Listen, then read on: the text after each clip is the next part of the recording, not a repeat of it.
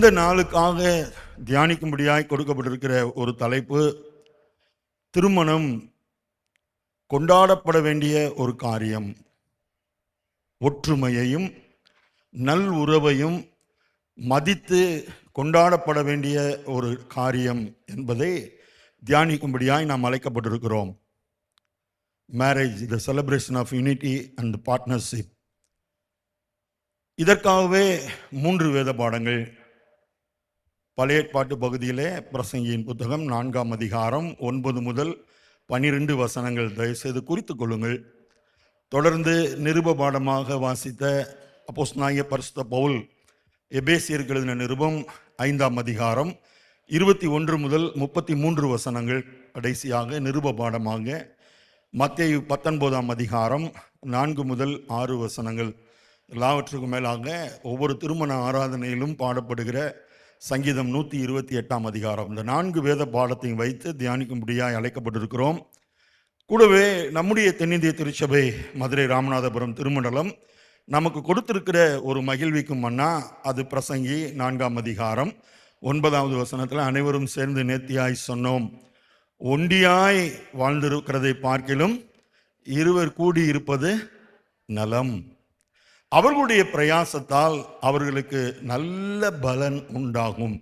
கண்களை மூடி, ஆண்டவரே, எங்களுடைய திருமணம் ஒரு மனமகிழ்ச்சியின் திருமணமாக, எங்களுடைய குடும்ப வாழ்வு ஆசீர்வதிக்கப்பட்ட ஒரு வாழ்க்கையாக, திருமணத்திற்காய் காத்திருக்கிற எங்களுடைய பிள்ளைகளுடைய எதிர்காலம் சுகித்திருக்கும்படியாக, அது கொண்டாடப்பட வேண்டும் என்றால் நாங்கள் எங்களை எப்படி அர்ப்பணிக்க வேண்டும் என்பதை புரிந்து கொள்ளும்படியாக நீர் எங்களோடு பேசும் என்று சொல்லி அலைந்தேன் பல நாள் உம்மையும் அறியா, மறந்தே தீரிந்த துரோகியாம் என்னை. அலைந்தேன் பல நாள் உம்மையும் அறியா, மறந்தே தீரிந்த துரோகியாம் என்னை. அனைத்தீரன்பாலே என்னையும் அனைத்தீரன்பாலே,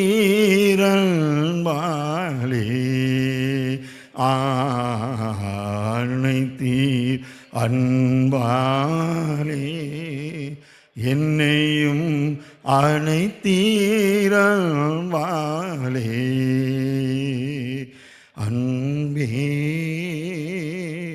அன்பே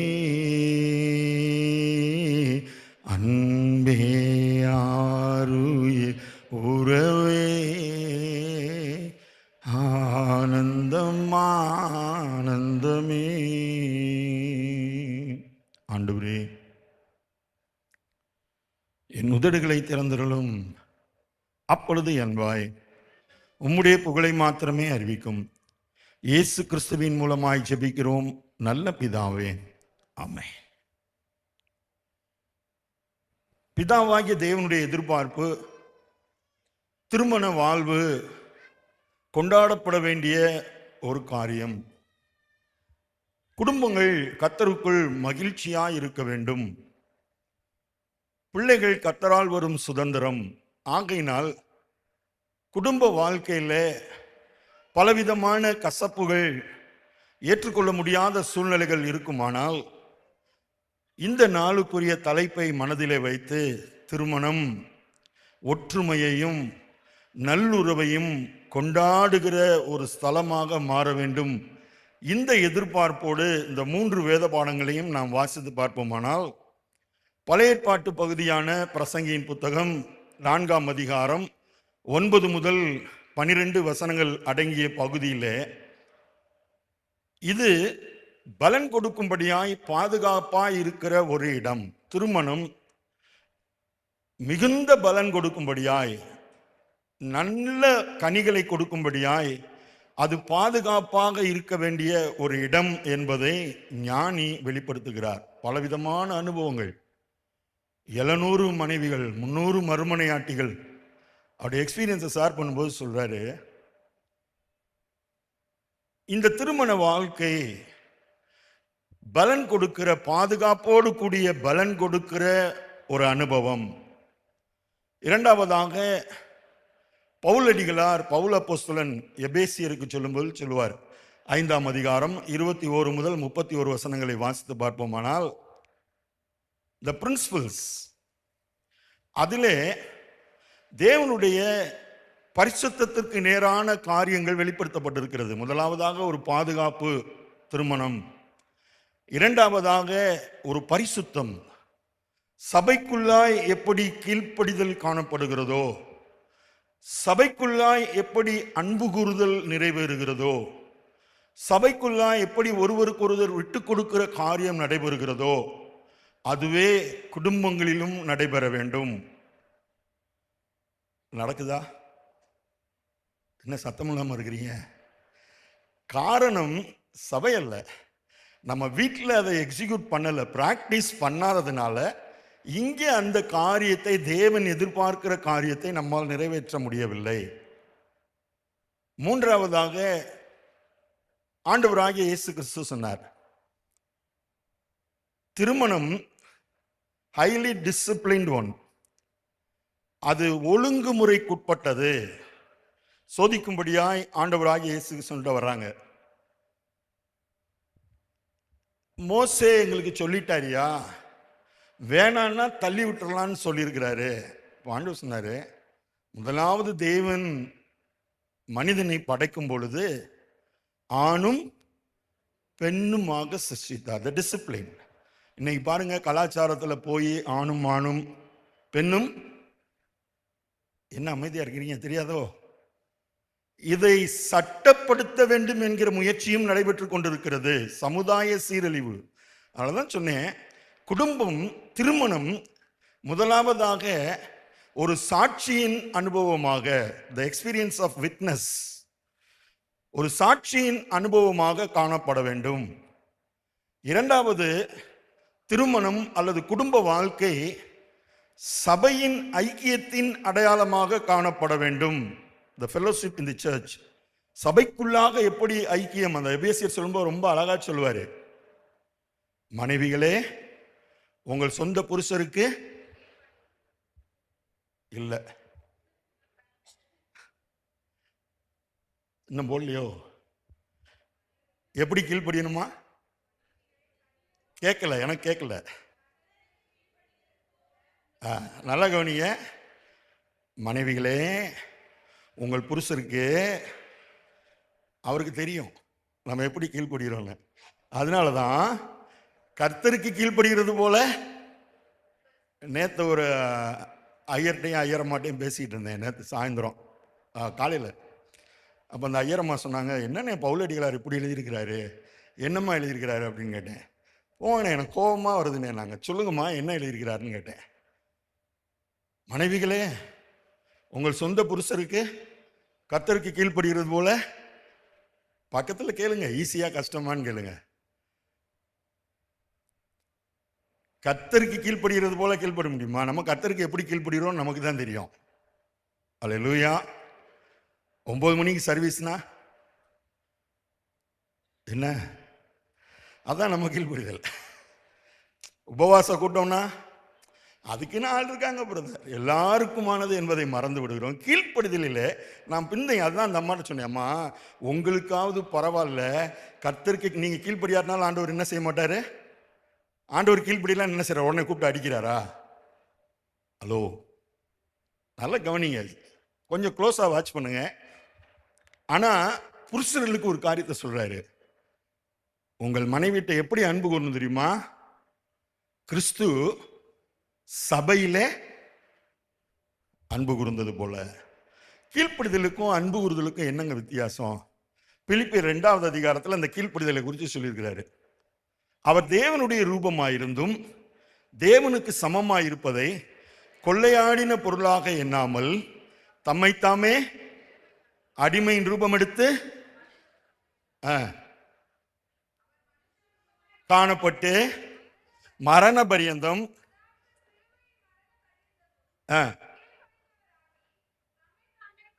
சிங்காசனத்தை விட்டு இறங்கி வந்துட்டாரு. பிதா சொன்ன வார்த்தைக்காக கீழ்ப்படிந்தார். அன்பு கூறுதல் எப்படி தெரியுமா?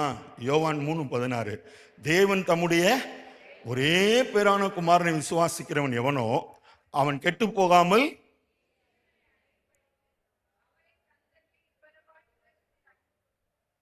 யோவான் 3:16, யோவான் 3:16 டக்குன்னு சொல்லிடுவோம். யோவான் 3:16, அவர் தம்முடைய ஜீவனை நமக்காக கொடுத்ததினாலே அன்பு இன்னதென்று அறிந்திருக்கிறோம், நாமும் சகோதரருக்காக ஜீவனை கொடுக்க. அப்ப அன்பு என்பது இழக்கக்கூடியது, அதுதான். அப்ப இந்த பிரின்சிபல் ஆண்டவர் சொன்னாரு, திருமண வாழ்க்கை எப்படி இருக்கணும்னா அதிலே கீழ்ப்படிதல் இருக்க வேண்டும், அதிலே அன்பு கூறப்படுதல் காணப்பட வேண்டும், எல்லாவற்றுக்கும் மேலாக ஒருவருக்கொருவர் விட்டு கொடுக்க வேண்டும். அதெல்லாம் எபேசியர்ல சொல்லிட்டார். திருமண வாழ்க்கை கொண்டாடப்பட வேண்டுமானால் பிரசங்கி சொன்னது போல இது பலன் கொடுக்கிற இடம் ஆகையினால் இது பாதுகாக்கப்பட வேண்டும் என்கிற உணர்வு வர வேண்டும். இரண்டாவதாக, இது பரிசுத்தமான சபையோடு ஒப்பிடுகிற ஒரு காரியம் ஆகையினால் குடும்பம், திருமணம் ஒரு பயபக்திக்குரிய இடம் என்பதை புரிந்து கொள்ள வேண்டும். மூன்றாவதாக, மத்தேயு 19ஆம் அதிகாரம் 4-6 வரைக்கும் வாசிக்கும் போது இயேசு சொன்ன காரியம், அது புத்தியை தெளிவிக்கிறதா இருக்க வேண்டும். ஏன் மனைவியை தள்ளி விடலான்னு மோசே சொன்னார்? ஆண்டவர் படைக்கும் போது ஆணும் பெண்ணுமா தான் சிருஷ்டிச்சாரு, ஒருவனுக்கு ஒருத்தின் தான் சிருஷ்டித்தாரு. பிறகு ஏன் இந்த பிரிவினை வந்தது? ரொம்ப அழகா ஆண்டவர் சொன்னாரு, இதுக்கு ஆண்டவர் காரணம் இல்லப்பா, உங்களுடைய இச்சை, நம்முடைய ஆசை, இதைத்தான் சொன்னார். இப்போ இந்த மூன்றை வைத்து காலையில, அதாவது பழைய ஏற்பாட்டு பகுதியிலே பாதுகாக்கப்பட்ட இடம், நிருப பாடத்திலே இது பரிசுத்தமான இடம், நற்செய்தி பாடத்திலே இது புத்தியை தெளிவிக்கிற இடம். இந்த மூணை வச்சு ஒரு குடும்பத்தை காண்பித்தேன். சுருக்கமா சொல்லிட்டு இன்றைக்கு செய்திக்குள்ளாக வந்தால் பிரயோஜனமாக இருக்கும் என்று நான் நம்புகிறேன். யாக்கோபை ஆண்டவர் ஆதியாகமம் 28வது அதிகாரத்தில் ஆசீர்வதித்தார். ஏனென்றால் நம்ம ஆதாமுடைய திருமணத்தை கொண்டாடுகிறோம், தொடர்ந்து ஆபிரகாமுடைய திருமணத்தை கொண்டாடுறோம், ஈசாக்கினுடைய திருமண வாழ்க்கையை கொண்டாடுகிறோம். இந்த கல்யாணம் நிச்சயம்னா அந்த பிரசங்கம் இல்லாமல் இருக்காது. ஆனால் இங்கே யாக்கோபுக்கு ஆண்டவர் ஒரு திருமணத்தை, அவனுக்கு தேவையான உறவை, தனிமையாய் இருந்த ஒரு மனிதனை ஒரு குடும்பத்திற்குள்ளாய் கொண்டு வருவதற்காக ஆண்டவர் இந்த 3 காரியங்களையும் செய்தார். ஒரு பாதுகாப்பான இடத்திற்கு கொண்டு வந்தார், பரிசுத்தத்தை அவனுக்கு கற்றுக் கொடுத்தார், புத்தியை தெளிவித்தார். என்ன செஞ்சாரு? 29ஆம் அதிகாரம், ஏன்னா 28வது அதிகாரத்தில் ஆசீர்வதிச்சிட்டாரு. உன் சந்ததி பூமியின் தூளை போல் இருக்கும். 28 ஆதியாகமம் 28:14 வாசித்தீங்கன்னா தெரியும். உன் சந்ததி பூமியின் தூளை போல் இருக்கும், நீ மேற்கேயும் கிழக்கேயும் வடக்கேயும் தெற்கேயும் பரம்புவாய், உனக்குள்ளும் உன் சந்ததிக்குள்ளும் பூமியின் வம்சங்கள் எல்லாம் ஆசீர்வதிக்கப்பட்டிருக்குன்னு சொல்லிட்டாரு. இதை தான் நம்ம பாடுறோம். ஆபிரகாமை ஆசீர்வதித்த தேவன், ஈசாக்கை ஆசீர்வதித்த தேவன், யாக்கோபை சொல்றோம். இப்ப யாக்கோப அவனுடைய சிச்சுவேஷனை பாருங்க. he was all alone, தனிமையா இருக்கிறாரு. மாமா வீட்டுக்கு போகணும்னு தெரியும், ஆனா அங்க என்ன நடக்கும்னு தெரியாது. தன்னுடைய வாழ்க்கை முழுவதும் கசப்பான அனுபவங்கள், பயம் நிறைந்த ஒரு காரியம். இனி என்னுடைய எதிர்காலம் எப்படி இருக்கும்? ஆண்டவர் வாக்குத்தத்தத்தை கொடுத்துட்டாரு. எனக்கு அந்த பூமி, நீ படுத்திருக்கிற இந்த தேசம் முழுவதும் உனக்கு கொடுப்பேன்றது எனக்கு ஆச்சரியமா தெரியல. ஆனா எனக்குன்னு யாரும் இல்லை. என்னுடைய தாய் தகப்பனே இப்பொழுது என்னை கைவிட்டு விட்டார்கள், என் உடன் பிறந்த சகோதரனே இப்பொழுது என்னை துரத்தி கொண்டிருக்கிறான், எனக்கெல்லாம் எதிர்காலம் இருக்குமான்னு நினைச்ச மனுஷனை பார்த்து ஆண்டவர் சொன்னாரு, உன் சந்ததி. எனக்கு ரொம்ப பிடித்தமான வசனங்கள் இதுவும் ஒண்ணுங்க. எப்படிப்பட்ட ஆண்டவர் பாருங்களேன், ஒன்றும் இல்லை. he was all alone and empty handed. ஆண்டவர் சொல்றாரு, உன் சந்ததி பூமியின் தூளை போல இருக்குமா? நம்மளால நம்ப முடியுதா? ஒருவேளை நீங்க நினைக்கலாம், என் வாழ்க்கை இருண்டு போய் கிடக்குது பிரதர், நான் தனிமையா இருக்கிறேன் பிரதர், எனக்கு என்னதான் நடக்க போகுதுன்னு தெரியல, எனக்குன்னு அடுத்த வேலை உதவி செய்யறதுக்கு ஆள் இல்லை நீங்க நினைக்கலாம். யாக்கோபுக்கு ஆண்டவர் என்ன செஞ்சாரோ அதை என்னுடைய வாழ்க்கையிலே செய்யும் என்று சொல்லுவோமானால் அந்த திருமண வாழ்க்கை ஒரு ஆசீர்வதிக்கப்பட்ட வாழ்க்கையா இருக்கும். அழகா 29ஆம் அதிகாரம் முதல் வசனத்தில் யாக்கோபு பிரயாணம் பண்ணி தென் திசையாரின் தேசத்திலே வந்து சேர்ந்தான். அங்கே ஒரு வயல்வெளியிலே, நல்ல கவனிய, ஒரு வயல்வெளி இருக்குது, ஒரு கிணறு இருக்குது, மடக்கப்பட்ட 3 மந்தைகள் இருக்கிறது. அந்த கிணறு பயன்படுகிறது, அதன் தண்ணீரை எடுத்து ஆடுகளுக்கு கொடுக்கிறார்கள், மந்தைக்கு கொடுக்கிறார்கள். அந்த கிணறு பாதுகாக்கப்படுகிறது. கிணற்றின் வாய் ஒரு பெரிய கல்லினால் அடைக்கப்பட்டிருந்தது. நான் எல்லாத்தையும் விட்டுட்டு அந்த மந்தையை மட்டும் பார்த்தேங்க. அந்த மந்தையில் இருக்கிற ஆடெல்லாம் சமாதானமா தூங்கிட்டு இருக்குது. அடுத்த நேரம் என் வாழ்க்கையில் என்ன நடக்குன்ற ஒரு கவலை இல்லை.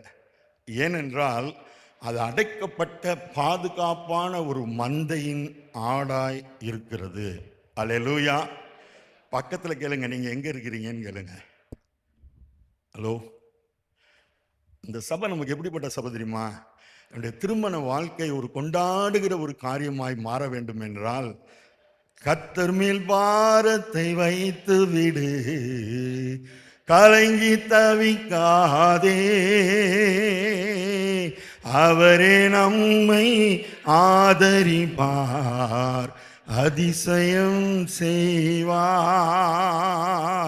நம்மை காக்கும் தேவனவர், நமது நிழலாய் இருக்கின்றவர்.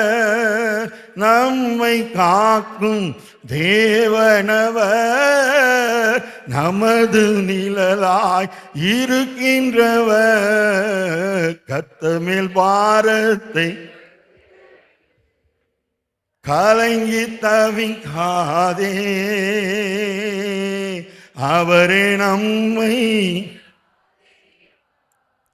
அதிசயம். இப்ப யாக்கோபு தன்னுடைய வாழ்க்கையை பார்க்கிறாரு, இந்த மந்தையை பார்க்கிறாரு. நான் திரும்பலாம் சொல்றேன், நான் பைபிள் அப்படிதான் வாசிக்கிறேன். அந்த கேரக்டரா மாறி என்னை பார்க்கிறேன். நான் தூங்கி பல நாள் ஆச்சு. எங்க போறேன்னு எனக்கு தெரியல. அடுத்த நாள் என்னுடைய வாழ்க்கையில எப்படி இருக்கும்னு தெரியல. தலைக்கு வச்சு படுக்கிறதுக்கு ஒரு நல்ல தலையணை இல்லை, கல்லை வச்சு படுத்திருக்கிறேன். ஆண்டவர் என்னை கூட்டிட்டு வந்த இடம் என்ன தெரியுமா? ஒரு அமைதியா இருக்கிற ஒரு மந்தையிலே என்னை கொண்டு வந்து வைத்திருக்கிறார். முதல் குறிப்பு சொல்றேன், இந்த சபையில ஆண்டவர் என்னை வைத்திருக்கிறார்னு நினைச்சீங்கன்னா உங்களுடைய குடும்ப வாழ்க்கை எந்த சத்துரு தொட்டாலும் அது சமாதானம் உள்ள ஒரு வாழ்க்கையா இருக்கும். அப்ப என்ன அர்த்தம் தெரியுமா? நம்முடைய பிரச்சனையை அடுத்தவங்க கொண்டு போக கூடாது. நல்ல மெய்ப்பன் நம்மோடு இருக்கிறார். அவர் உங்களை விசாரிக்கிறவராக இருக்கிறபடியால் உங்கள் கவலைகளை எல்லாம் எஸ். இப்ப நான் அந்த ஆட்டை பார்த்தேன், ஒரு கவலை இல்லைங்க, ஒரு கவலை இல்லை. ஏனென்றால் ஐ ஆம் செக்யூர்ட் நவ், ஐ ஆம் ப்ரொடெக்டட். நான் ஒரு பாதுகாப்பான இடத்திலே தேவன் என்னை வைத்திருக்கிறார். திருமணத்தை குறித்து கலங்கி இருக்கிறீங்களா? ஒருவேளை திருமணமாகி நீங்கள் உடைக்கப்பட்டிருந்தாலும் சரி, அல்லது என்னுடைய பிள்ளைகளுக்கு எப்படி திருமண வாழ்க்கை அமையுமோ என்று நீங்க கலங்கி இருந்தாலும் சரி, இந்த நாளில் ஆண்டவர் உங்களுக்கு கொடுக்கிற காரியம், இந்த மந்தையிலே ஆண்டவர் உங்களை விசாரிக்கிறவர். ஏனென்றால் திருமணம் சிதைந்து போகக்கூடாது, அது கொண்டாடப்பட வேண்டிய காரியம் என்பது தேவனுடைய எதிர்பார்ப்பு. ரைட். அடுத்தது பாருங்க, அந்த அந்த ஆடு தூங்கிட்டு இருக்குது. அது முழிச்சா அது திருப்தி ஆக வேண்டும். அது கண்களை திறந்து பார்க்கும் பொழுது அதன் தாகம் தீர்க்கப்பட வேண்டும். அதனாலவே அந்த கிணற்றில் உள்ள தண்ணீர் அசுத்தப்படுத்தி விடாதபடிக்கு அது பரிசுத்தமாய் இருக்கும்படியாய், தூய்மையாய் இருக்கும்படியாய் ஒரு பெரிய கல் அந்த கிணற்றின் மேல் வைக்கப்பட்டிருக்கிறது. உங்களுக்குரியதை யாரும் தொட முடியாதுங்க. விசுவாசினா சத்தமா ஒரு ஆமென்னு சொல்லுங்க. உங்க மெய்ப்பர் வரணும், உங்களுக்காக வைக்கப்பட்டிருக்கிற வாசலை திறக்கணும். அதான் வெளிப்படுத்தல் 3 சொல்லியிருக்கிறார், இதோ உன் கிரியைகளை அறிந்திருக்கிறேன், உனக்கு கொஞ்ச பலன் இருந்தும் என் நாமத்தை மறுதலியாமல் விசுவாசித்தபடினாலே இதோ திறந்த வாசலை உனக்கு முன்பாக வைக்கிறேன். ஒருவனும் ஒரு காலம் அதை பூட்டவே முடியாது. அல்லேலூயா. வச்சிருக்காரு. அந்த ஆட்டுக்கு இப்போ தேவையில்லை, அதுக்கு எப்போ அந்த தண்ணி தேவைன்னு அந்த மெய்ப்பனுக்கு தெரியும். ஏற்ற வேலையில் அந்த கல்லை எடுத்து போடுவார் பாருங்க. அந்த ஆடுக்கு என்ன தெரியுமா வேலை? அது நல்ல தண்ணியா கெட்ட தண்ணியான்னு டெஸ்ட் பண்ணி பார்க்க வேண்டியதே இல்லை. ஏனென்றால் என் மெய்ப்பன் எனக்கு எப்பொழுதும் நன்மையானதை தருவார். விசுவாசிக்கிறீங்களா? புரியலையே. அப்படின்னா நமக்கு சந்தேகமே வரக்கூடாது. நான் பார்க்குற யூத்து பிள்ளைங்கிட்ட எல்லாம் பேசுகிறேங்க. யூத்துக்கு எங்கே போனாலும் யூத்துக்கு கொஞ்சம் பேருக்காவது கவுன்சிலிங் கொடுப்பேன். எப்படி எதிர்காலம் இருக்குன்னு தெரியல அங்கிள், ரொம்ப பயமாக இருக்குது. ஐயா, தேவன் உன்னை பாதுகாக்க விரும்புகிறார், தேவன் உன்னை திருப்தியாக்க விரும்புகிறார். கூடவே பாருங்க, அந்த இடம் யாக்கோபு ஆண்டவர் கொண்டு வந்த அந்த திருமணத்திற்காக யாக்கோபை ஆயத்தப்படுத்தும்படியாய் கொண்டு வந்த இடத்துல இன்னொரு காரியமும் நடக்கிறது. மெய்ப்பர்கள் எல்லாம் அங்க வரணும். அல்லேலூயா. எல்லா மந்தைகளும் அங்க வரணும். அப்ப மெய்ப்பர் கல்லை புரட்டுவான். சரியா? ஆடுகள் தண்ணீர் குடிக்கும்.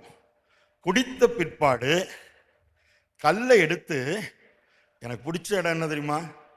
முன் இருந்தபடியே, as it was in previous.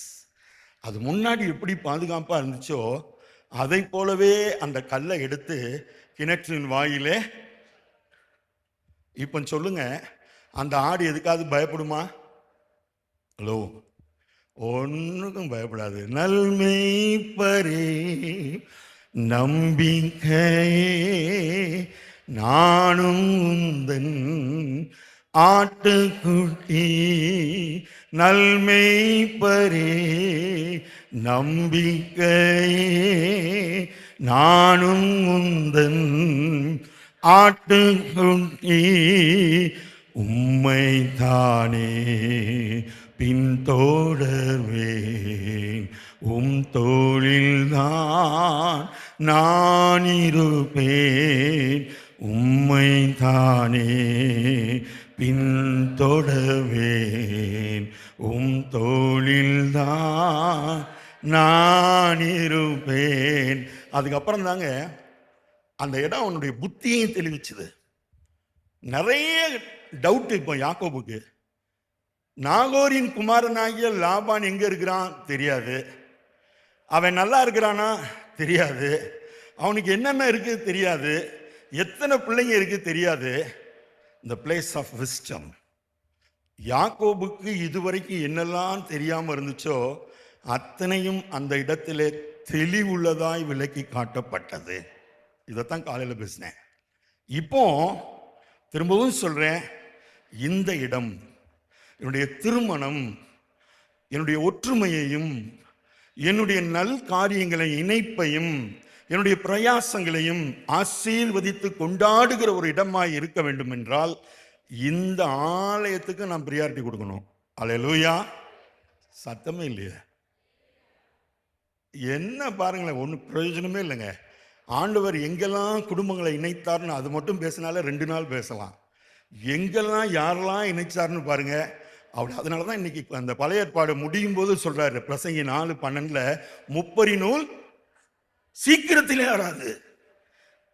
நான் வேணா வலுவா பிரிஞ்சு போகலாம், ஆனா விடவே மாட்டார். பார்த்துங்க.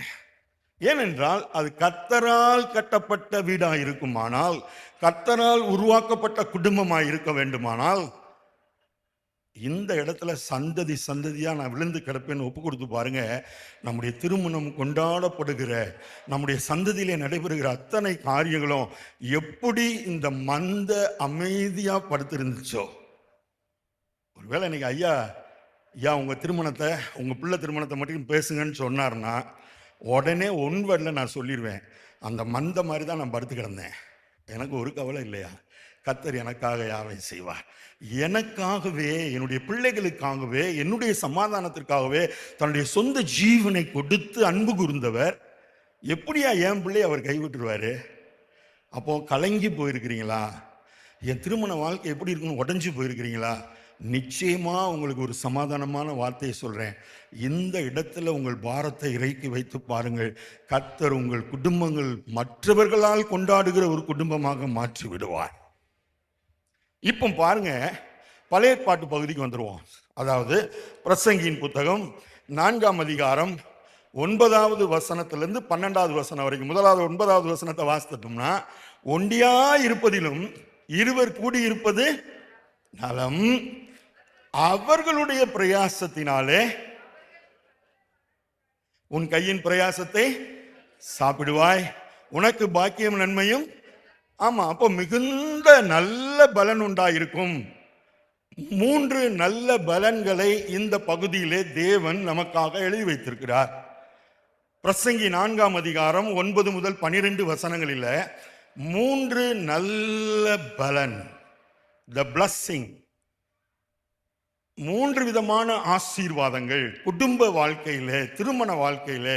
முதல் ஆசீர்வாதம் 10வது வசனம், ஒருவன் விழுந்தால் அவன் உடனாளி அவனை தூக்கி விடுவானே, ஒண்டியாயிருந்து விழுகிறவனுக்கு ஐயோ, அவனை தூக்கிவிட துணையாளன் இல்லையே. அப்ப முதல் அந்த குறிப்பு இந்த வசனத்தில், இந்த பகுதியில் நான் சொல்லிக் கொடுக்க விரும்புகிற முதல் காரியம், திருமண வாழ்க்கை ஒருவரை ஒருவர் தாங்கி பிடிக்கிற அல்லது தூக்கி நிறுத்துகிற ஒரு அனுபவம் நிறைந்த ஒரு காரியம். நான் நினைச்சதெல்லாம் செய்வேன்றது கிடையாது. நான் என் மனைவிட்ட போய் கிறிஸ்துவ சபைக்கு தலையா இருக்கிறது போல நான் என்னவா இருக்கேன், என்னைத்தான் சொன்னேன் அப்படின்னு சொல்ல முடியாது. பவுல போசம் சொல்லிட்டாரு, அவர் சொல்லிட்டாரு, ஐயா நான் எனக்கும் கேபாவை போல அப்படிலாம் கூட்டிட்டு போகணும்னு ஆசை, ஆனால் அது எனக்கு சித்தம் இல்லையா, தேவன் இதுக்காக என்னை அழைக்கலன்னு சொல்லிட்டாரு. இப்போ இங்க கவனிங்க, நானும் ஒரு மாம்சமான மனிதன் தான், விழுந்து போவதற்கு வாய்ப்பு உண்டு. அதனால இயேசு சொன்னாரு, தேவன் ஒருவர் தவிர நல்லவன் ஒருவன் இல்லையே. இதே பவுலடிகளார் சொன்ன ஆலோசனை தான். பல நேரத்தில் நான் நன்மை செய்யறதா நினைச்சு நான் வெறுக்கிற தீமையே செய்து விடுகிறேன். அப்போ ஒருவரை ஒருவர் தாங்குகிற இடமாக, அங்க ஈகோக்கே இடம் இருக்கக்கூடாது. பக்கத்தில் சொல்லுங்க, உங்க குடும்பத்தில் ஈகோ இருக்கக்கூடாதுன்னு சொல்லுங்க. நான் முதல்ல ஐயாட்ட சொல்லணும்னு நினைச்சேன், ஐயா கொஞ்சம் ஃபேமிலியா உட்கார வைங்கன்னு சொல்லணும்னு நினைச்சேன். நீங்க சொல்றது கேட்குது, இங்கே ஒரு 2 மணி நேரமா தனியா சந்தோஷமா அப்படியா? கவனிங்க, தாங்குகிற இடங்க. ஒரு குடும்பத்தை உங்க முன்னாடி நிப்பாட்டுறேன் பாருங்க. ஆபிரகாம், ஈசாக்கு, ஆபிரகாமும் சாராலும், அதையே வச்சு ஈசாக்கும் ரெபெக்காலும் ஒருவரை ஒருவர் எப்படி தாங்கினார்கள். ஆபிரகாம ஆண்டவர் அழைக்கும் போது he was 75, 75 வயசு. 25 வருஷமா குழந்தை கொடுக்கல. ஏன் தெரியுமா? சரி, அது வேண்டாம். இவரும் 25 வருஷமா ட்ரை பண்றாரு.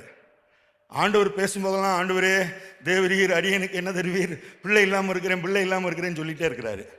இப்போ இங்க ஒரு பிரச்சனை வருது. 16ஆம் அதிகாரத்தில் கொண்டாடப்பட வேண்டிய ஒரு திருமண வாழ்க்கையிலே ஒருவரை ஒருவர் தாங்கி பிடிப்பதாக நினைத்து கொண்டு சாரால் ஆபிரகாமை பார்த்து சொல்றாங்க, ஐயா நான் பிள்ளை பெறாதபடிக்கு தேவன் என் கற்பத்தை அடைச்சிருக்கிறாரு, இதோ என் அடிமை பெண்ணாகிய ஆகார் இருக்கிறாள், அவரோட சேரும், அவளாலே என் மடிக்கு பிள்ளைகள் பிறக்கவும் அவளாலாகிலும் என் வீடு கட்டப்படவும் எடுத்துக்கேன்னு சொல்றார். அடுத்த வார்த்தை சொல்லுது, ஆபிரகாம் சாராளின் வார்த்தைக்கு எஸ்ன்ட்டாரு. குழந்தை இல்லை, ஒருவர் தாங்கி பிடிக்கணும். ஏல்கானா பாருங்களேன், இதே பிரச்சனை தான். அண்ணால் ஒவ்வொரு நாளும் அழுகிறாங்க. இவர் சொல்றாரு, ஏம்மா இதுக்கெல்லாம் போய் அழுகலாமா, நானே உனக்கு குழந்தைதாம்மா, நீயே எனக்கு. ஹலோ, தாங்கி பிடிக்கிறாங்க. இங்கே he said yes, சரின்றாரு. இங்க வாங்க, 40 வயசுல ஈசாக் கல்யாணம் பண்ணாரு. அவருக்கும் இப்ப என்ன இல்லை, ஹலோ குழந்தை இல்லை. இப்போ ஈசாக்கு ஒன்று செய்கிறாரு, ஆண்டவரே நான் என்ன செய்யறதுன்னு தெரியல, எங்கள் அப்பா எனக்கு சொல்லி கொடுத்ததெல்லாம் யாரோடையாவது சேருன்னு தான் சொல்லி கொடுத்தாரு, எங்கள் அம்மாவை தான் சொல்லி கொடுத்தாங்க, ஆனால் நான் அப்படி செய்ய மாட்டேன். ஆண்டவரே, என்னுடைய திருமணம் கொண்டாடுகிற ஒரு திருமணமாக, அநேகருக்கு சாட்சியுள்ள ஒரு திருமணமாக இருக்கணும்னா, நான் முதல்ல சொன்னேன் பாருங்க, ஒரு பாதுகாக்கப்பட்ட இடம், பரிசுத்தமாக இருக்கிற இடம், என் புத்தியை தெளிவிக்கிற இடத்திற்கு நான் வந்து விடுகிறேன் என்று சொல்லி தேவனை நோக்கி பார்த்தான். ஆண்டவரே, எங்களுக்கு 2 பேருக்கும் பிள்ளை இல்லை ஆண்டவரே, ஒருவர் நாங்கள் தாங்கணும், எப்படி செய்யறதுன்னு தெரியல, உம்மை நோக்கி பார்க்கின்றேன், உம்மை நினைத்து துதிக்கின்றேன், உம்மை நோக்கி பார்க்கின்றேன், உம்மை நினைத்து துதிக்கின்றேன். ஒருவர் தாங்கி பிடிக்கிறதுன்னு என்ன தெரியுமா? கவலைப்படாதீங்க, குறைகள் உண்டு. குடும்பங்களில் நாம் விரும்புகிற காரியங்கள் எந்நேரமும் நடக்கப் போவது இல்லை, நடக்கவும் முடியாது. அப்போ கவலைப்படாதீங்க, உங்களுக்கு நான் இருக்கிறேன், எனக்கு நீங்க இருக்கிறீங்க. வாங்க ஆண்டவரை நோக்கி பார்ப்போம். தம்மை நோக்கி கூப்பிடுகிற யாவருக்கும் உண்மையாய் கர்த்தர் சமீபமா இருக்கிறாரு. ஈசாக்கு அதை செஞ்சாரு. அடுத்து again coming back to life of ஆபிரகாமுடைய வாழ்க்கைக்கு திரும்ப வந்து பாருங்க. இப்ப குழந்தை பிறந்துருச்சு. ஆகாருக்கும் குழந்தை இருக்குது, சாராய்க்கும். ஆதியாகமம் 21ஆம் அதிகாரம் தயவுசெய்து வீட்டில் போய் வாசித்து பாருங்க. 2 பேருக்கும் இப்போ குழந்தை வந்துருச்சு. இப்போ சாராளுக்கு என்ன தெரியுமா பிரச்சனை? என் பிள்ளை அந்த பிள்ளை 2 ஆபிரகாம் பிள்ளை தான். பக்கத்தில் சொல்லுங்க, 2மே ஒரு வீட்டு பிள்ளை தான். பிரச்சனை பிள்ளைங்களுக்குள்ள இப்போ மோட்டிவ் ஆயிடுச்சு. இப்போ சாராள் வர்றாங்க, இந்த அடிமை பெண்ணையும் இந்த அடிமை பெண் பெற்ற குமாரனையும் புறம்பே தள்ளிவிடும். ஆபிரகாமுக்கு துக்கமாக இருந்துச்சு. அம்மாடி கொஞ்ச நாள் இருந்துட்டு போட்டுமேன்னு சொல்லணும்னு வாய் வரைக்கும் வருது, அங்கே முடியல. அதிகாலையில் எழுந்தார், அப்பத்தையும் ஒரு துருத்தி தண்ணியும் எடுத்தார், அங்கே ஆகாரின் தோளில் வச்சார், பிள்ளையும் கையில் கொடுத்து போயிட்டு வாமான்ட்டார். இதே ப்ராப்ளம் ரெபேக்கா வயிற்றுல இருக்கும்போதே யாக்கோபுக்கும் ஏசாவுக்கும் சண்டை, தெரியுமா? உங்கள்கிட்ட தான் பேசிட்டு இருக்கேன், தெரியுமா? இது வெளியே வந்து நடந்த சண்டை, அங்கேயே உள்ளே ஒரு சண்டை வந்துருச்சு. நான் முந்தியா நீ முந்தியா, நான் பெரியவனா நீ பெரியவனான்னு உள்ளுக்குள்ள பெரிய சண்டை நடக்குது. இப்போ ரெபேக்கா பார்க்குறாங்க, ஈசாக்கு எனக்கு என்ன தெரியுமா சொல்லி கொடுத்தாரு? என் திருமணம் ஒரு ஆசீர்வதிக்கப்பட்ட திருமணமாக இருக்குமானால், என்னுடைய திருமணம் தேவனுக்கு பிரியமான பரிசுத்தமான வாழ்க்கையாக இருக்க வேண்டுமானால், என்னுடைய திருமணம் என்னுடைய சந்ததிக்கான புத்தியை தெளிவிக்கிறதுக்கான இடமா இருக்கணும்னா, நான் வேற எங்கேயும் போகக்கூடாது, உங்கள்கிட்ட வந்துடுறேன்னு சொல்லி ஆண்டவர்கிட்ட போய் கேட்டேன். ஆண்டவரே, இப்படி ஆனால் எப்படியோ துரத்தி விடல, விரட்டி விடணும்னு நினைக்கல. இதுதான் சொன்னேன், ஒருவர் விழும் பொழுது அடுத்தவர் தூக்கி நிறுத்துவதற்காக உங்கள் குடும்பம் மாறட்டும். என் லைஃப்ல எல்லாம் கேட்டால் நிறைய சொல்லுவேங்க, தைரியமாக சொல்கிறேன், நான் வரும்போதெல்லாம் சொல்கிறேன். இந்த செய்திக்கு இது தொடர்புடையதுக்காக நான் திரும்பவும் சொல்கிறேன். படிக்கும்போதே வேலை கிடைச்சிருச்சு, கை நிறைய சம்பளம், யாரையும் போய் கெஞ்சலை, யார் காலையும் விழுகலை, எனக்கு வேலை கொடுன்னு ஆண்டவராக பார்த்து வேலை கொடுத்தாரு. அப்போ எப்படி எங்கெல்லாம் போயிருப்போன்னு பாருங்க. என்னுடைய வாழ்க்கை ஒரு கொண்டாடுகிற, நல்லுறவை பேணுகிற, தேவன் மகிமைப்படும்படியான வாழ்க்கையாக இருக்கிறதுக்குன்னா தைரியமா சொல்லுவேன், என்னுடைய திருமணத்திற்கு பிறகுதான் தேவன் என்னுடைய வாழ்க்கையை மாற்றினார். அல்லேலூயா. எங்க அப்பா குருவானவர் தான். எங்க அம்மா எனக்காக ஒவ்வொரு நாளும் ஜெபம் பண்ணாங்க, உண்மைதான். அந்த பிள்ளைய எப்படியாவது ரசிங்க ஆண்டவரே, பிள்ளைய ஊழியத்துக்கு கொடுக்கணும்னு நினைச்சேன், இவனும் இப்படி இருக்கிறானேன்னு சொல்லி கண்ணீரோட ஜெபம் பண்ணாங்க. ஆனா ஆண்டவர் ஒரு நேரம் வச்சிருந்தாரு. அது எந்த நேரம் தெரியுமா? ஓடுற வரைக்கும் ஓடுன்னு விட்டுட்டாரு. என்றைக்கு எனக்கு திருமணமானதோ அந்த நாள் முதல் தேவனுடைய வாழ்க்கையை மாற்றி போட்டார். அதனால தான் இவ்வளவு நான் உணர்ச்சி வசமாக உணர்ந்து இந்த செய்தியை நான் உங்களோடு பகிர்ந்து கொண்டிருக்கிறேன். இந்த இடத்துக்கு வந்து பாருங்க, இது தேவன் நம்மை பாதுகாக்கிற இடம், இது பரிசுத்தத்தை நமக்கு கற்றுக் கொடுக்கிற இடம், இது நம்முடைய புத்தியை தெளிவிக்கிற இடம். ஆகையினால் நான் என்னுடைய பாதுகாப்பை தேடி ஓடாதபடிக்கு, நான் பரிசுத்தத்தை விட்டு தூரமாய் போகாதபடிக்கு, நான் என்னுடைய சொந்த ஞானத்திலே என்னுடைய குடும்பத்திற்கான காரியத்தை செய்யாதபடிக்கு ஆண்டவருடைய சமூகத்தில் வந்து பாருங்க, கர்த்தர் உங்களை நிச்சயமாய் உயர்த்தி வைப்பார் என்பதில் எனக்கு எந்த சந்தேகமும் இல்லை. உங்க திருமண வாழ்க்கை எப்படி இருக்கும்? என் பிள்ளை எதிர்காலம் எப்படி இருக்கும்னு நினைக்கிறீங்களா? நான் சொன்ன இந்த சம்பவத்தை மட்டும் நினச்சிக்கோங்க. யாக்கோபை கூட்டிகிட்டு வந்து ஒரு மந்தையில் ஒரு வயல்வெளியில் வச்சார் பாருங்க. அந்த மந்தையை பாருங்க, அமைதியாக படுத்துருக்குங்க, சமாதானத்தோடு படுத்திருக்குது. அந்த மந்தைக்கு ஒரு கவலை இல்லை. ஏனென்றால் கர்த்தர் எனக்காக யாவையும் செய்து முடிப்பார். அது வெளியில் கிடைக்காது. இதே மாதிரி ஆடு வெளியே நிறையா இருந்துச்சு. போய் அடுத்தவன் சவுத்தில் ஏறி எடுக்க பார்த்துச்சு. அடுத்தவன் வீட்டு கிணத்துக்குள்ளே தண்ணியை கொடுக்கறதுக்காக கழுத்து மாட்டிக்கிட்டு நின்றுச்சு. நிறையா இருந்துச்சு. ஆனால் இந்த மந்தையில் இருக்கிற ஆடை ஒரு நாளும் தேவன் குறைவுள்ளவராய் நடத்தவே மாட்டார். இரண்டாவதாக அதே பிரசங்கியின் புத்தகம் 4ஆம் அதிகாரம் 11வது வசனம். 2 பேராய் படுத்துக் கொண்டிருந்தால் அவர்களுக்கு சூடு உண்டாகும், ஒண்டியாய் படுத்திருக்கிறவனுக்கு சூடு உண்டாவது எப்படி? அப்படின்னா உணர்வடைய செய்ய விரும்புகிறார் தேவன். நான் உணர்வு இல்லாதவனாய் இருக்கிறேன், என்னை சுற்றி என்ன நடக்குதுன்னு தெரியல, நான் ஒண்டியா இருந்தா கடைசி வரைக்கும் என்ன நடக்குதுன்னே தெரியாம போயிடும். என்னை உணர்த்துவிப்பதற்காக, என்னுடைய வாழ்க்கைகளை அனலூட்டுவதற்காக, என்னை தட்டி எழுப்பி விடுவதற்காக தேவன் எனக்காக ஆயத்தப்படுத்தினதுதான் இந்த குடும்ப உறவு, திருமண உறவு. நமக்கு நல்லா தெரியும், அகாஸ்வேரு ராஜா, அவருக்கு ஏற்கனவே ஒரு ஒய்ஃப் இருக்காங்க. கூட்டிட்டு வந்து பெரிய விருந்து வைக்கிறார். எஸ்தரின் புத்தகம் 1வது அதிகாரத்தில் நம்ம அதை வாசிக்கலாம். தன்னுடைய திருமண வாழ்க்கையை கொண்டாடுவதற்காக, தான் எப்படி கொண்டாட வேண்டும் என்பது, கொண்டாடி கொண்டிருக்கிறேன் என்பதை மற்றவர்களுக்கு உணர்த்தும்படியாக பெரிய விருந்து பண்ணாரு. எல்லாருக்கும் முன்னால நான் ரொம்ப எங்க திருமணம் சந்தோஷமான திருமணம், எனக்கு ஒரு பிளஸ்ஸட் மனைவின்னு காமிக்க விரும்பினாரு. உணர்வு இல்லாம போனாரு. He failed. நான் ஆண்டவர் எஸ்தரை கொண்டு வந்து வச்சாரு. கூடவே ஒரு துஷ்டனும் கூட இருந்தான். யார் தெரியுமா? ஆமான். மனைவி ராஜாட்ட போறதுன்னா பெர்மிஷன் இல்லாம போக முடியாது. ஆனா இவரே அழகா போயிட்டு வந்துருவாரு. ஆமா, என்னை இல்லாமல் ராஜா வேற யாரை கனப்படுத்துவார்னு காலரை தூக்கி விடுவாரு.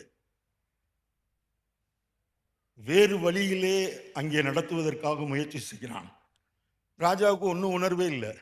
நீ கொண்டு வரியா, ஃபைலில் கையெழுத்த போடுறேன், கேட்குறியா, அந்த முத்திரை மோதிரத்தை வச்சுக்க, நீ அவங்களுக்கு என்னென்ன செய்யணுமோ செய்ய. உணர்வு இல்லாமல் நடந்து கொண்டிருந்தான். தேவன் ஒரு திட்டத்தை கொண்டு வந்தார். எஸ்தரை உணர்ந்து வச்சார். சகோதரனே, சகோதரியே, இன்னைக்கு நிறைய பேரண்ட்ஸோடைய கண்ணீர் என்ன தெரியுமா? என் புள்ள உணர்வு இல்லாமல் இருக்கான் பிரதர், என்ன செய்யறதுன்னே தெரியாமல் இருக்கிறான் பிரதர். கவலையே படாதீங்க. அந்த மந்தையில் யாக்கோபுக்கு முதல்ல ஒரு மந்தை காமிச்சேன் பாருங்க. அந்த மந்தையில் இருக்கிற ஆடு மாதிரி நான் கர்த்தருடைய கரத்தில் இருக்கேன்னு விட்டு கொடுத்து பாருங்க. உணர்வு உண்டாக்குகிற தேவன் ஏற்ற துணையை உண்டாக்குவார். சாதாரணமான துணையெல்லாம் இல்லைங்க. எனக்கு திரும்ப திரும்ப அந்த ஏற்ற துணை ரொம்ப பிடிக்கும், ரொம்ப பிடிக்கும். ஏன் தெரியுமா? என்னுடைய பலவீனம் என்னன்னு எனக்கு தெரியும், கூடவே இன்னொருத்தருக்கு தெரியும். யாரு? என் மனைவி தெரியும். என் பிள்ளைக்கு தெரியாத காரியம் கூட என் மனைவிக்கு தெரியும். நான் எந்த இடத்துல சோர்ந்து போவேன்னு தெரியும், எந்த இடத்துல எந்த வார்த்தையை சொல்லி என்னை தைரியப்படுத்தணும் தெரியும். அதான் முதல் குறிப்பில் பார்த்தோம், ஒருவர் தாங்கத்தக்கதாக. இரண்டாவதாக உணர்வடைய செய்யுது. பல நேரத்தில் என் சொந்த குடும்பத்தில் தம்பி வீடாக இருக்கலாம், தங்கச்சி வீடாக இருக்கலாம், அவங்க வீட்டில் நடக்கிற நல்ல காரியத்துக்கு போக முடியாமல் போயிடும். ஏற்கனவே இப்படி டேட்டா கொடுத்துருவோம். அவங்க கடைசி நேரத்தில் இது அதுன்னு சொல்லி கூப்பிடுவாங்க, நான் போக முடியாது, என் ஒய்ஃப் தான் போவாங்க. உங்களுக்கு தெரியும், அப்படிப்பட்ட இடத்துலலாம் அங்கே என்ன விதமான வார்த்தையெல்லாம் வரும்னு தெரியும். ஒன்று கூட என்கிட்ட சொல்ல மாட்டாங்க. போனீங்களா, ஊழியம் நல்லா இருந்துச்சா, அவங்கள பார்த்தீங்களா, இவங்கள. ஏன்னா நான் காயப்பட்டு விடக்கூடாது என்பதிலே கவனமாக இருக்கிற துணையை தேவன் உங்களுக்கும் எனக்கும் கொடுத்துருக்கிறான். எப்போ நம்மளை உணர்த்தணுமோ கரெக்டாக உணர்த்துவாங்க. அதனால தான் நான் ஆரம்பிக்கும் போதே சொன்னேன், there should be no ego. நான் பெரியவன், நீங்கள் தான். இன்னைக்கு பிரச்சனை அதுதாங்க. தாழ்மையாக விட்டு கொடுத்து பாருங்க. இந்த மந்தையில் இருக்கிற எனக்கு தேவன் ஏற்ற துணையை கொடுத்திருக்கிறார். அந்த விசுவாசம் நமக்கு இருக்குமானால், என்ன இதில் ஏற்ற துணை தெரியுமா? நான் தனிமையாக இருக்கிறது நல்லதில்லைன்னு தேவன் பார்த்தாரு. அதனால என்ன செஞ்சாரு? ஏற்ற துணையை கொடுத்தாரு. அப்போ நான் தனிமையாக இருக்கக்கூடாது என்பது தேவனுடைய திட்டம். என்னை உணர்த்துவிப்பதற்காக எஸ்தர் மட்டும் அந்த சம்பவத்தில் ஆகாஸ்வர ராஜாவோட கூட இல்லைன்னு வைங்களேன், என்ன இருக்குன்னு யோசித்து பாருங்க.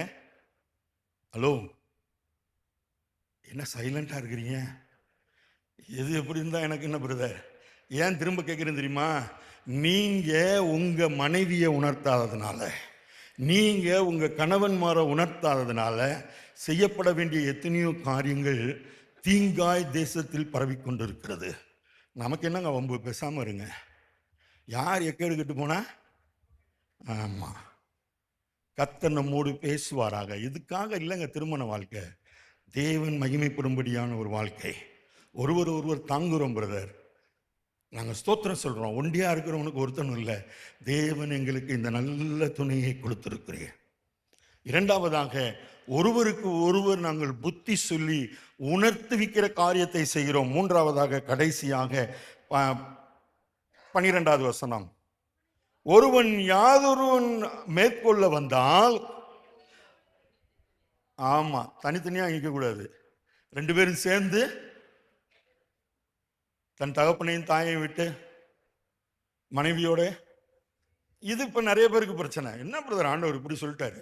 25 வருஷம் நாங்கள் பார்த்து, ஆமாம், 25 வருஷத்துக்கு நீங்கள் பின்னாடி போய் பாருங்க, அப்போ நமக்கு எப்படி இருந்துச்சுன்னு நமக்கு தெரியும். ஆண்டவருடைய எதிர்பார்ப்பு என்ன தெரியுமா? 2 பேரும் சேர்ந்து யுத்தத்திலே நிற்க வேண்டும். முப்பரி நூல் 2 பேரும் சேர்ந்து நில்லுன்னு சொல்றாரு. நீங்க கூப்பிடாமையே உங்க பக்கத்தில் ஆண்டவர் இருக்கிறார். பக்கத்தில் சொல்லுங்க, புரியுதான்னு கேளுங்க. யாதொருவன் எதிர்க்க வந்தா 2 பேரும் சேர்ந்து அவனோட யுத்தம் பண்ணுவார்கள், எதிர்த்து நிற்பார்கள்னு சொன்னாரு. கூப்பிடாமே வந்து சேர்ந்துக்கிட்டாரு பாருங்க. முப்பரி நூல்.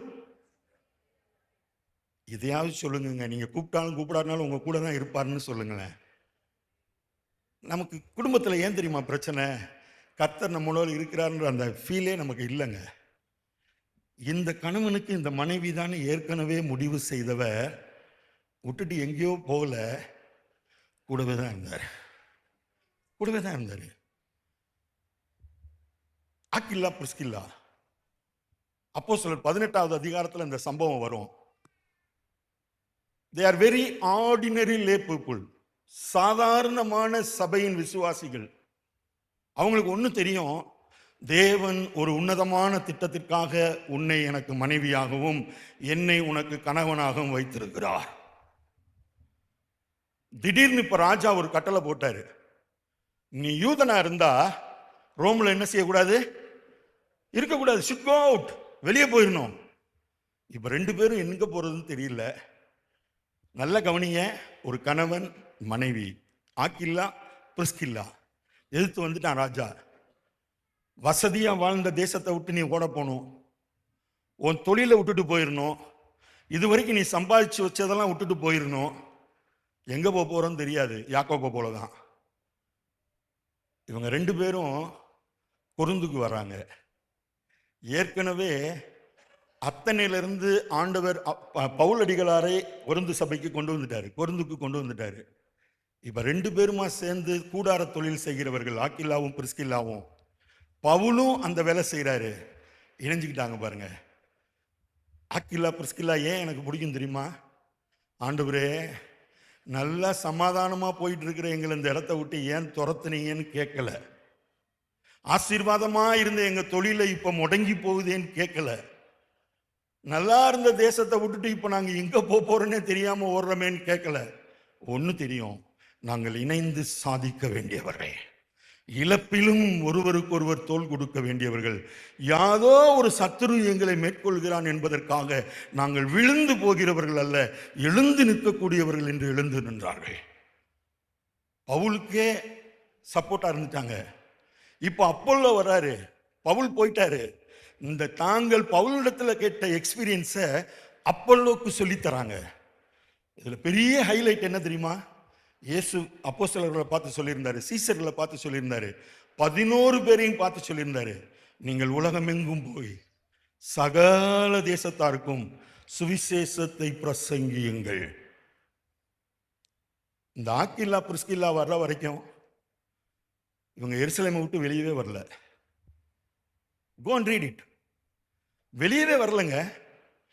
சமாரியால பவுல் அடிச்சு ஜனங்களை துரத்தி விடுவாரு. பிலிப்பு சமாரியாவுக்கு போவாரு.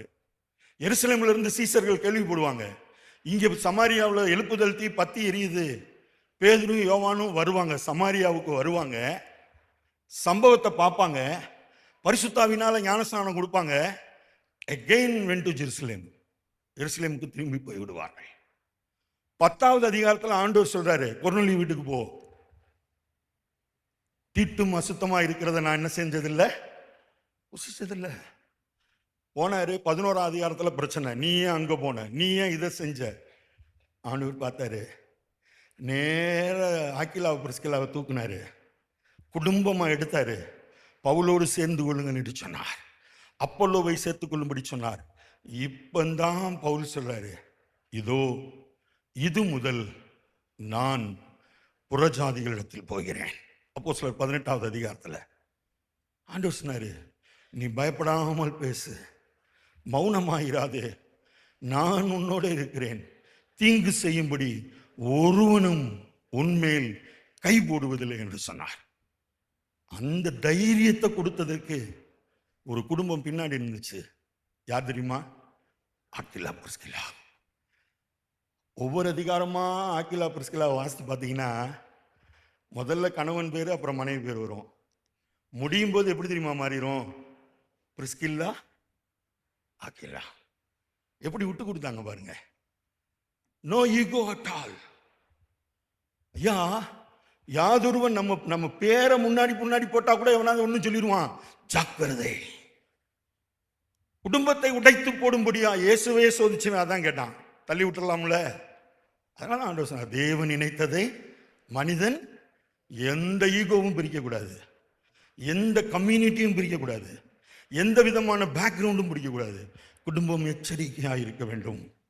பிரிந்து போகிற உடைஞ்சிருக்கிற குடும்பத்துக்கு என்கிட்ட பேசும்படியாக கூப்பிட்டாங்கன்னா ஒரே ஒரு வார்த்தை தான் சொல்லுவேன். நல்லா கவனிங்க, முடிச்சிடுறேன்.